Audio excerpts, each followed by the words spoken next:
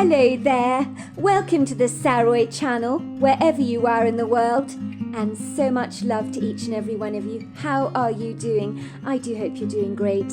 Lots of love to all of you. You're all so very special to me, and I want you to know that. And I really appreciate your comments and your lovely kind words, because it makes what I do so worthwhile, and I really love sharing these fabulous stories with you. And let's get started, shall we, with our story tonight. Dear Sarah, and all your lovely listeners. Oh, I'm so glad you've come. Please follow me, said the old lady, gesturing me with her hands, guiding me down the dark passageway of her home, towards the closed door of her bedroom. The permed spiral ringlets of her unnaturally fiery bright red hair were tightly tied back in a messy ponytail, clasped together with a fluffy bright orange band, some of their trailing wisps having wilfully escaped their entrapment. They trailed loosely around her face, bobbing buoyantly on her shoulders like the sails on a boat. The woman's arctic blue eyes, that reminded me of a pale summer sky, seemed very intense as she hovered outside the bedroom door like a buzzard, wondering when was the quintessential opportune moment to actually enter the room. She eyed me nervously.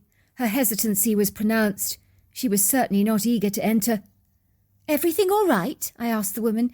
"You seem, well, a little nervous. A little flustered, perhaps." At that, the woman seemed to come out of her internal turmoil with a flying start, rather like a trapped bird having finally found the open window. She took in a deep breath, straightened, and tensed her back, visibly stiffening. She stood as still as an ice statue, hardly daring to move a muscle, fearful of making even a sound, while she placed a suggestive finger on her lips, as if warning me to be very quiet, while pressing her ear against the door, as though listening inside for something. In a very low, hushed voice, she whispered, "The radio's off. That's a very good sign. I think he's fallen asleep, fast asleep. Now is the perfect opportunity to have some words with you before he wakes up. The last thing I want is for him to eavesdrop." "I'm afraid," she said, "my husband, well, he's a very difficult man. Very cantankerous, a grouchy man, as stubborn as an old boot at the moment, with a loose tongue on him. You must please mind his manners. He's rather like a snapping turtle. All the other physiotherapists have refused to come back to treat him because of his belligerence. I hope you won't end up being one of them, and abandoning him like the others. That would be more than I could possibly bear. He's not really that bad, really, all bark and no bite. I secretly suspect he wouldn't be so moody if he wasn't in pain, although he's not admitting that he is. The trouble that leg is giving him has certainly put him on a short fuse." "So what happened to your husband? Why did he shatter his leg so badly like this? I've read the doctor's report. It's quite a substantial injury." "I don't know," said the lady, looking at me blankly. "I'd love an answer to that question myself. All I know is that a hunter found him lying in a heap under a large spruce tree, but he was behaving strangely, refused to talk, even after numerous surgeries to that leg of his. I'm still none the wiser as to what happened to him. It's all decidedly strange." "Why would he keep something like this from you?" I asked. "Surely it's straightforward what happened to him, I mean." "My enigmatic husband is a man of few words, I'm afraid. Getting anything out of him is like extracting blood from a stone. Sometimes he's impossible," she said, looking at me tensely. "Sorry, I didn't get your name, girl." "Lily Harper." "Lovely name, dear. It does suit you so well. I've always loved flowery names. They're so pretty. They remind me of summer meadows. Well, as I was saying, Lily, my husband Baron has always been introspective, self-contained and aloof. That's his nature. But no, he doesn't talk about that accident at all. If I so much as mention the accident to him, he snaps at me, jumps down my throat like an objectionable bullfrog, becomes erratic, vagarious, and almost fearful. Believe me, Baron Sawyer is many things, but a coward he is not. That man has nerves of steel. One of the bravest men I've ever known. Never been intimidated by a thing a day in his life. But after that accident, something transmogrified in him. But I cannot for the life of me fathom what it is. He's angry all the time, reactive, capricious, fluctuating in his moods, blowing hot and cold all the time." "Interesting," I said. "Very interesting. Your husband's case is fascinating. It sounds to me that your husband is showing signs of post-traumatic shock disorder. His unfathomable behaviour suggests as much to me, in my professional opinion, that is, but of course I'd have to talk to him first. The woman laughed at me, as if the very notion of her maverick husband being traumatized by anything so badly that he was suffering from post-traumatic stress disorder was not even comprehensible. But she knew all too well that her husband, Baron Sawyer, was as different after that accident as a tadpole is from a frog. So my suggestive words hung in the air like a noxious smell she would wilfully rather ignore than actually acknowledge. I had lived and worked in Fairbanks, Alaska all my life. When you live in this ruthless, inhospitable, unmerciful part of the world, with huge extremes of weather, most especially the long, drawn-out winter days, with threatening, implacable sub-zero conditions, not to mention the vast areas of uninhabited, desolate wasteland, much that is not even accessible by road from beyond the Alaskan towns, you become mindfully aware of the fragility of life, how fragile, vulnerable, helpless we actually all are. As inconspicuous little ants in such a substantial no-man's land, this most certainly meant that many Alaskans embraced life head-on, appreciating it as a treasured gift of God, making the most of every day and every opportunity, living it to the fullest, thriving, prospering, taking risks, in this reclusive badland, never ever knowing when one day your life could be demanded from you, in this unrepentant, snow-covered Sahara. Then there were, of course, other Alaskans too, overwhelmed by the secluded remoteness, sequestration and beleaguerment of the bleak, long, grueling months of insufferable cold winter days that had become cheerless, friendless to so many, who sought comfort in the power of drink to help alleviate their hopeless despair. So alcohol and drugs in this part of the world had become rampant. Living in Alaska makes you mindfully aware of the invisible war between man versus nature, of which man will ultimately always end up the loser. For the cruel blows of nature could catch us off guard at any given moment in time, wilfully taking you prisoner under her forceful power, or swallow you whole so that you disappear off the face of the earth, never to be seen or heard from again. The trouble with living in these relentless extremes in the Alaskan wilderness, there are invariably a plethora of things that can always go wrong, from freezing to death, getting hopelessly lost, or randomly encountering a dangerous predator. Anything could happen, and as a physiotherapist, I had heard it all and seen it all, so nothing surprised me. "Well, what are we doing standing here? Aren't you going to introduce me to my patient or not?" I asked, giving the woman a reassuring nudge. "After all, I'm here to help him walk again on that leg of his, am I not? So that he can resume a normal life." She nodded, looking at me warily, as if she was about to lead me into a den of wolves. I watched her nervously open the door to the bedroom. It creaked ajar, ever so slightly.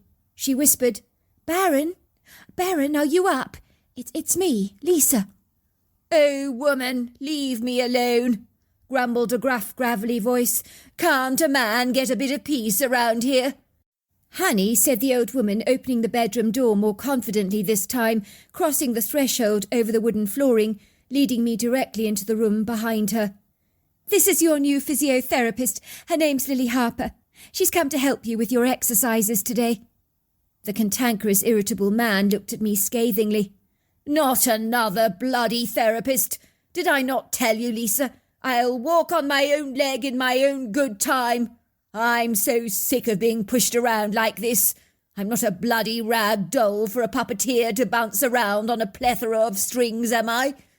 "It's good to meet you, Mr. Sawyer," I said, ignoring his angry protests. He was not the first grouchy, crabby patient I'd actually dealt with, nor would he be my last. "The feeling's not mutual," he said. "Do me a favour. Get the hell out of here. The last thing I need is a therapist butting her nose into my business. I told you. I'll walk again in my own time." "I'm not sure you will, Mr. Sawyer.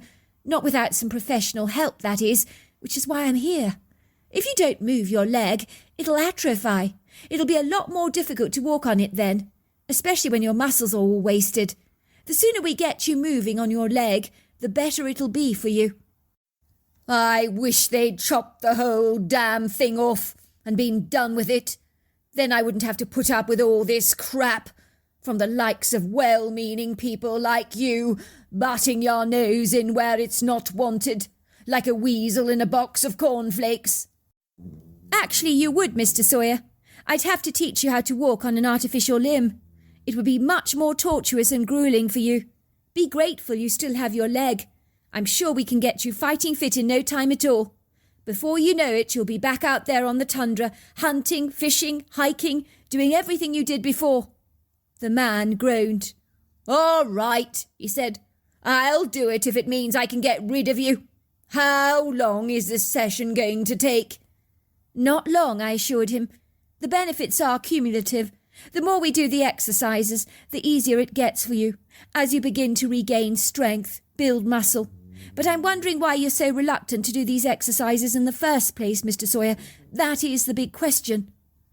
"Are you in a lot of pain? Because if you are, we can review your medications to see if we can find an alternative medication to make you more comfortable. No one should be in pain in this day and age, and suffer in silence. Pain can be managed these days." "It can," he said, his anger subsiding, and a glimmer of hopeful light illuminating his green eyes, like a train emerging through a dark tunnel, glad to see the light that had eluded it for a stretch. "It is rather uncomfortable," he admitted. "I get painful spasms in the thigh region, shooting pains, aches, pins and needles, throbbing sometimes." At this off-the-cuff, unexpected confession, his wife even looked surprised. Her eyes misted over with tears. "Oh, Baron," she said, "I suspected as much. Why on earth didn't you say anything? We could have done something sooner, and then maybe I wouldn't have to be living with such a bad-tempered grizzly for the last few weeks. I mean, I've been walking on eggshells for weeks now, terrified to say anything in case you jumped down my throat." Baron cleared his throat. "Other brave men have been through a lot worse than I have. Look what happened in Vietnam, with so many American soldiers. What right have I to complain about a little pain in my leg?" I sat down next to Mr. Sawyer's bed, grabbing one of his hands, squeezing it tightly. My action surprised him, catching him off guard. It was clear he hadn't expected this endearing gesture of encouragement from the likes of me, but I'm glad to say he seemed comforted by my spontaneous display of empathy. "Now that you mention the Vietnam War, Mr. Sawyer, that's a very interesting point of reference, I have to say, and of course comparison. If I may say so, in regards to your current condition, that is. First of all, I'd like to assure you that any of those young men that survived the Vietnam War, well, they did receive intensive pain management for their physical impediments. None of them needed to be heroes in dealing with that physical pain, just like you don't, but received all the morphine they required, as you should. But it was the wounds inside, Mr. Sawyer. Those were the ones that could never be bandaged up or ignored. Those wounds, if left to fester, become unbearable for many. It's known as post-traumatic stress disorder. I'll get to the point, Mr. Sawyer. Are you suffering from post-traumatic stress disorder? Your wife assures me that you made no mention of what caused you to damage your leg so badly. What happened to you, Mr. Sawyer? It might help if you were to talk about it." Mr. Sawyer's face went as white as a sheet, as the colour evacuated his skin, as fast as the drained water in a sink. He hadn't expected this confrontation. I noticed his veined hands began to shake, and it was as if his whole bed jiggled under this wobbling momentum. Lisa's eyelashes were quivering under the pressure of the droplets of tears that were gathering and clinging together on her hairs like opaque raindrops. "She's right, isn't she, Baron? She's hit the nail on the head, hasn't she? You're hiding something. I can see it in your face as clear as day. Tell us what happened. How did you hurt your leg like this?" Mr. Sawyer's face clammed up like a mussel in its shell. His jaw tightened, the muscle on his face clenched, and I detected in his bright green eyes a glint of vulnerability that I had never perceived before. "Maybe your husband doesn't want to talk about it now," I told Lisa, "but I'm sure when the time is right, he'll tell us what happened to him. Won't you, Mr. Sawyer?" Mr. Sawyer did not respond, but remained stiffly silent.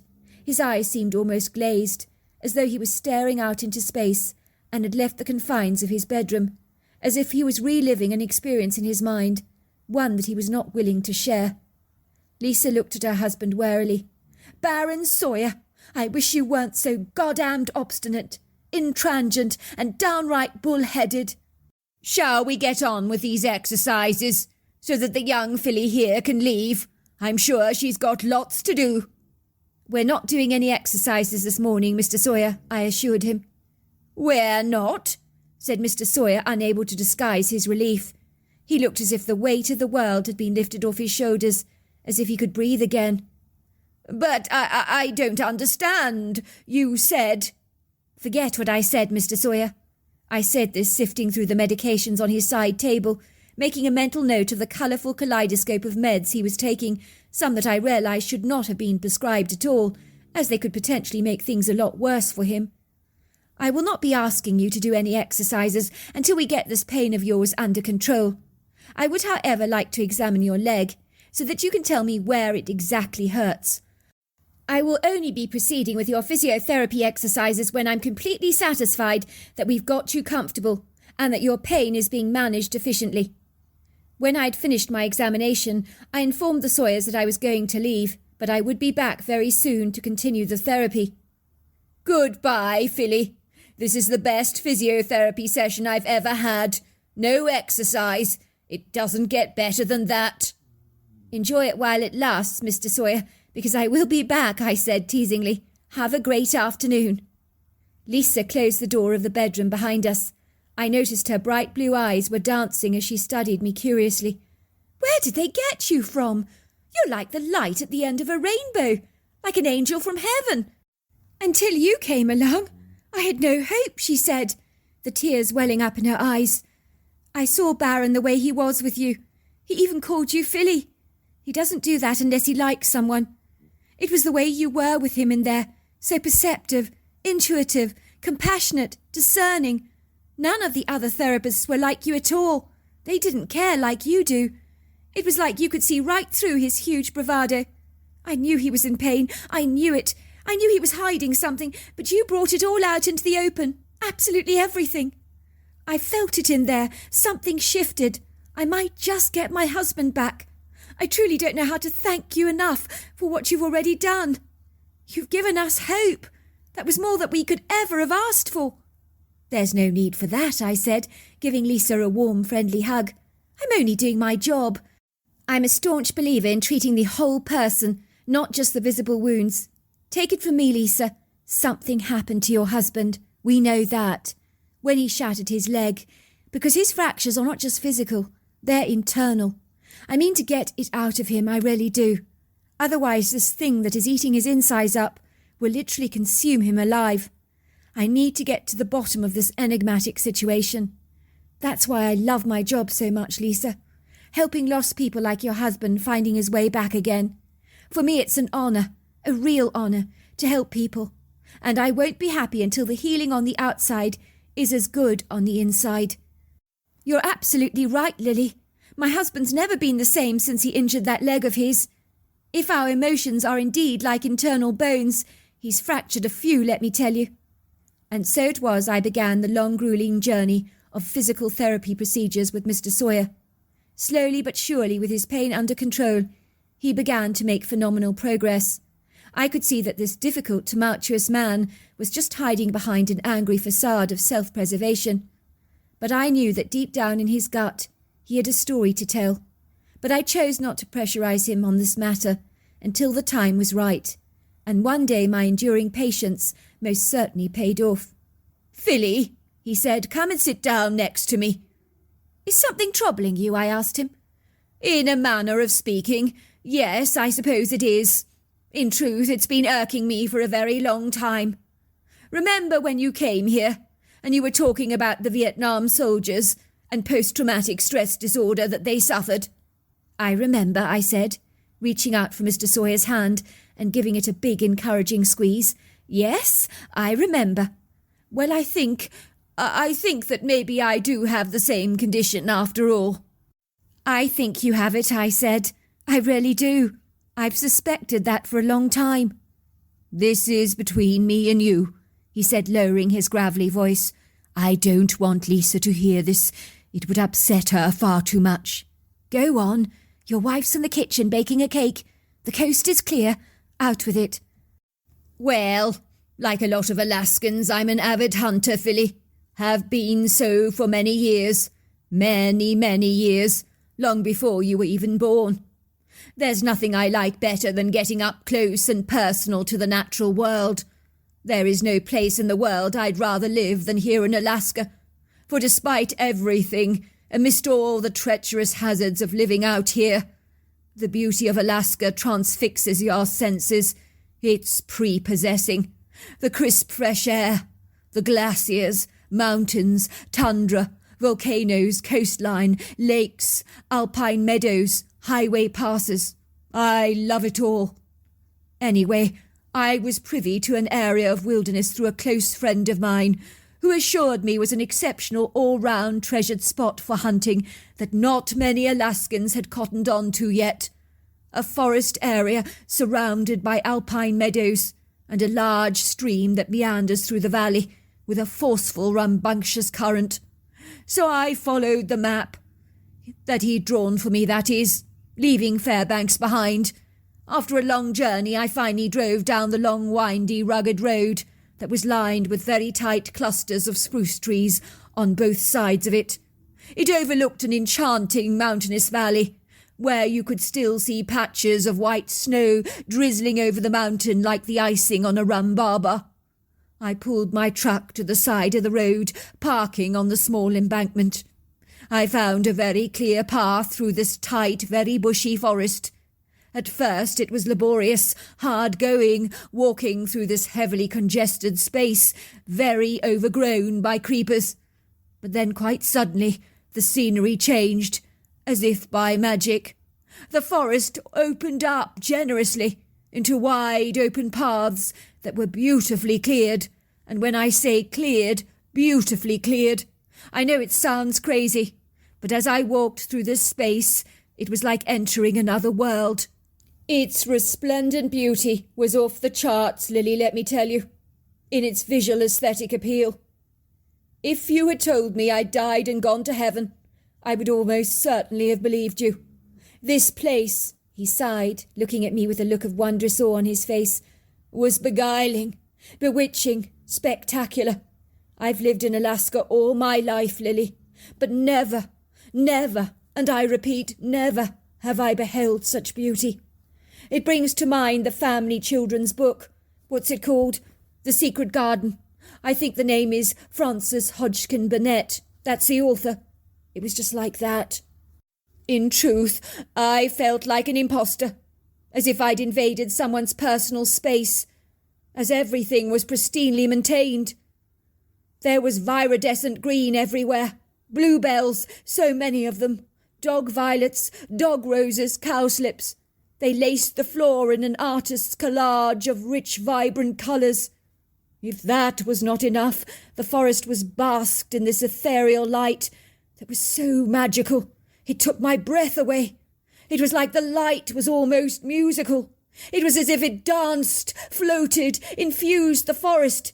It seemed to highlight the contours of every leaf, every flower, every tree trunk in this golden glaze that glistened, sparkled, twinkled. And that was when I saw a few deer, comfortably frolicking in the woods that was fringed by the large alpine meadow. These deers did not behave in a normal way, Lily. You would have expected a wild animal to behave, that is. They were so tame, so very tame, almost like someone's pets, friendly even, curious, very curious. They weren't the least bit afraid of me. Imagine that, Lily. They weren't afraid of me. I'm almost sure I could have gone up to them, stroked them. They wouldn't have batted an eyelid, I don't think. Are you kidding me? This is Alaska we're talking about. Deer don't behave like that, I insisted. No, I'm not kidding, Lily. Do I look like I'm kidding? The deer, they were docile, gentle, calm, fearless. So you're saying that the deer didn't even flee when they saw you? That's peculiarly strange. I mean, you and your rifle in their eyes surely equals a predator. In my experience, deers always flee a predator. They're naturally skittish. They didn't flee. They watched me curiously with their eyes, as if they were trying to comprehend what I was doing there, almost as if I was the uninvited stranger trespassing on their turf. and they were literally saying, "Who are you?" As you can imagine, I almost certainly didn't want to shoot any of these beautiful deer. I mean, how could I? Not in the circumstances. It would have been wrong. Very wrong. Even I knew that. All of a sudden I heard a tuneful whistle, as if someone was whistling a euphonious song, but not one that I recognised. The sound was very pretty, Lily. Sweet-sounding, mellifluent, musical. That was when I realised that someone was in the woods with me. I could sense a ponderous presence, like you would feel if a huge grizzly bear entered this bedroom now. Even without that whistling, I knew someone was there, or shall we say someone was coming. On my part, I did feel like an intruder in this wooded sanctuary, almost as if I'd broken into someone's house. But I had as much right to be in those woods as any other person living in Alaska. Of course you did, I said encouragingly. Of course you did. I decided to hide behind a spruce tree. I could hear the person coming. For some reason I didn't want to be seen by them, even though I wasn't trespassing, but I felt like I was.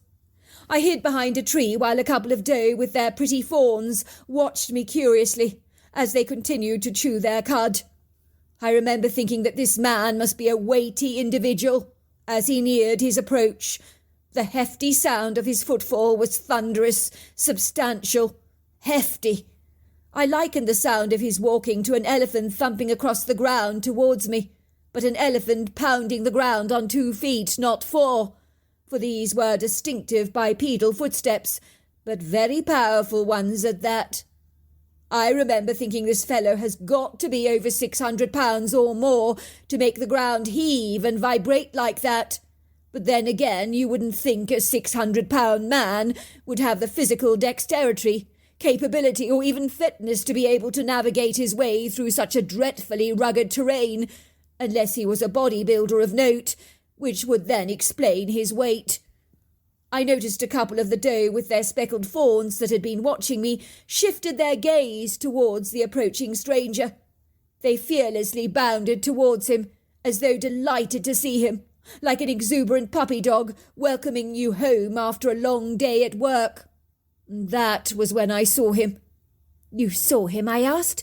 Who was it that you saw? Was there a man living rough in the woods? In a manner of speaking, Philly, I suppose you could say that. A very large man indeed. A Bigfoot, to be exact. A Bigfoot, I gasped. You saw a Bigfoot? What did it look like? I asked excitedly, hardly being able to contain my enthusiasm. Was it like an ape-man? An ape-man? Said Mr. Sawyer, looking at me through his green eyes in surprise. No, he didn't look like an ape-man. But I've heard that Bigfoots are like primates. Well, you heard wrong, Philly. The creature was most certainly all man. But are you sure, then, it was a Bigfoot? Of course I'm sure, Philly. The Bigfoot had the quintessential features often discussed in local reports. The pointed head, the overlong arms, the body swathed in very thick, long, dark hair. But then I suppose it would have to be thick and luxurious like that, given the winter weather here in Alaska, or the creature would never survive. So what makes you say it was human? I asked. The face, Philly, the face. It was so human, unnervingly so. As for the size of this thing, it was humongous. I don't think you can appreciate how huge a Bigfoot is until you see one for your very self. Even a grizzly bear would be intimidated by this thing, possibly scared off by it too, I shouldn't wonder. It was only after I saw this Bigfoot that I realised that this had to be Alaska's most dangerous predator. That big, I gasped. That big, Philly. That big. If you were to guess, how tall was this thing? Oh, easily over 9 foot. Easily 800 pounds or more, but very wide over the shoulder area. Hefty, burly, muscular, powerful, strong, majestic, lofty. I could go on forever. So what did the Bigfoot do? I asked. I watched him squatting on the ground on his haunches, fussing over the deer, as though they were his own pets. He was stroking them like you or I would fuss over our dogs. They were nuzzling him. Oh, they loved this Bigfoot much more than some dogs love their own human owners. And the feeling was mutual, for that Bigfoot loved those deer. I mean, he loved them. Heaven help anyone who hunted down one of his beloved deer. They would almost certainly be on the receiving end of that Bigfoot's wrath. I noticed the deer would go in and out of the woodland area, as they loved to graze in the alpine meadow, and return back to the wooded sanctuary. They were the most peaceful, relaxed deer, chilled out like you can't believe, that I've ever seen. But certainly with that Bigfoot looking after them, I ask you, what the heck did they have to fear? Nothing. I wouldn't mind the Bigfoot having my back. After fussing over the deer, the Bigfoot sniffed the air, and I knew he'd smelt me. I just knew it. You could see his large aquatic nostrils twitching, while his huge pyramid-shaped head swiveled around in my direction, until they were pinned on the very spruce tree where I was hiding, exactly where I was hiding. The expression on his face was far from happy. I've never felt so much fear, Philly, as I did then. I knew I was in grievous danger, real danger. I could smell it, taste it, sense it in the core of my being. I decided to take my chances. I mean, what did I have to lose? I surreptitiously backed away as stealthily as I could, but it was too late. In a second the creature had glided up to me. His breathing was heavy, his deep-set dark eyes fixed on me, studying me intently. His eyes seared through my thoughts as if he was trying to read my mind like the script of an open book. I watched in horror as his discerning eyes travelled up and down my body, as if he was searching me, like one of those detectives at the airport, until they settled on the rifle in my hand. Then his demeanour shifted, as fast as the weather. He became incensed. I could see the creature physically stiffen, his jaws tighten, his breathing intensify. I noticed the large, generous hands began to clench tightly. He then grabbed my rifle, bent it in half like that psychic Uri Geller that bends spoons backwards. It was nothing for him to bend my rifle in half, nothing. He threw it across the forest floor in a frenzied rage, where it must have landed amidst the ground cover there. I think he assumed I was there in the woods trying to hunt down one of his beloved deer. Of course I was planning to hunt, but not those deer, not in a month of Sundays. But the look he gave me was venomous, lethal.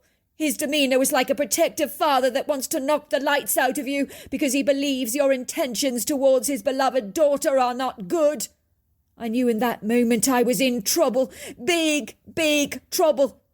The creature straightened out his torso, began to beat his chest as if he was lamenting. I watched in horror as his thin black lips on his dark leathery face rolled back to reveal these glistening white teeth. Then the creature growled at me, so aggressively that he would have made a lion's snarl seem like a pussycat. I say that without any exaggeration, Lily. The sound he made was terrifying. Even the needles of the spruce trees began to shake and vibrate. I don't know a time in my life when I was seized or crippled by so much terror. I was certain I was about to die. I wasn't going to get away from that creature in one piece. I knew it, but I would die trying, as what did I have to lose? My feet felt like concrete blocks beneath me as I tried in vain to make my feeble escape, but I was no match for this creature. I tried to bolt away, run as fast as I could, but it was like I was an old car with a faulty engine that could barely start. I was begging for adrenaline to course through my veins, to give me that vital edge, but it eluded me. I was wobbling so much that my legs were beginning to buckle beneath me like a folding camping chair that had lost its stability. I was stumbling over everything, plants, vegetation, tree stumps. My balance was as precarious as a man on one leg. The angry creature lifted me into his arms, tossed me over his shoulder defiantly like a sack of potatoes, glided with me through the woods as fast as he could. He moved like the wind. I remember I couldn't scream, Lily. The lump in my throat was so thick that nothing would come out. I was so afraid, but I was resigned to my plight. The creature was going to kill me, and there was not a whole lot I could do about it. I just hoped with all my heart that it would be a merciful quick death, and that my body would be recovered, as the last thing I wanted was my wife to have no closure in her life. She doesn't deserve that. I remember as the creature moved with me on his back, he literally floated. His movements were fluid, no jolts or bumps that you get with other animals. I've been a horse rider all my life, but this creature's movements were graceful, effortless, smooth. He smelt of the earth and dust, like our cat Bilbo Bobbins, who spends his life rolling in the dust in the summer months. The Bigfoot smelt like him. He was breathing exactly like a horse, but given his substantial size, and of course the oxygen needed to be transported around his body, I suppose that makes a lot of sense. Finally, he was gliding with me down the embankment on the side of the road, close to where I had been driving my truck earlier. Then he dumped me on the side of a spruce tree, as if he was offloading a large sack of rubbish for the garbage disposal to collect. By this time he wasn't particularly aggressive towards me, but his arms were so powerful, so when I hit the side of the spruce tree, I could hear bones breaking, snapping and fracturing. And the pain, it was unbearable. The creature looked at me, and in my mind I heard the words, "If you dare come near my dear again, I will kill you. I will kill you." He grunted, snorted, turned around, and glided away. Since then I've done some research on Bigfoot, Lily. It seems the indigenous Indians described them as the king of the forests, and there are lots of stories of Bigfoot protecting the deer, killing hunters who shot these animals for sport, but not those who killed them for genuine food. Only those who enjoyed robbing a creature of its life without using its body parts for survival. Those were the ones that the Bigfoot killed. "It's an extraordinary story," I said. "Do you think the Bigfoot wanted to kill you?" "Actually, no, I don't. He wanted me out of that wooded sanctuary, nowhere near his deers. It was his territory. But I think if I had killed one of his deers, I would almost certainly be dead right now, even as I speak. In fact, I don't doubt it. I know it." "But you're not dead, Mr. Sawyer, are you? You're alive and well. The Bigfoot didn't kill you. He just made his point. He didn't want you going anywhere near his territory. And you were discerning enough to know that the tame deer that you encountered should not be shot. And that revelation saved your life." Well, I'm glad to inform you that when Baron Sawyer began to tell me his story, the post-traumatic stress disorder dissipated as he came to terms with what had happened to him. He told me that the Bigfoot taught him the value of every life form on this planet. He has never been able to kill a deer since this event. "I cannot," he told me. "I just can't." So there you are. That's my story. Wow, what an incredible story. If you enjoyed it, don't forget to subscribe to the channel. Until next time, goodbye and good night.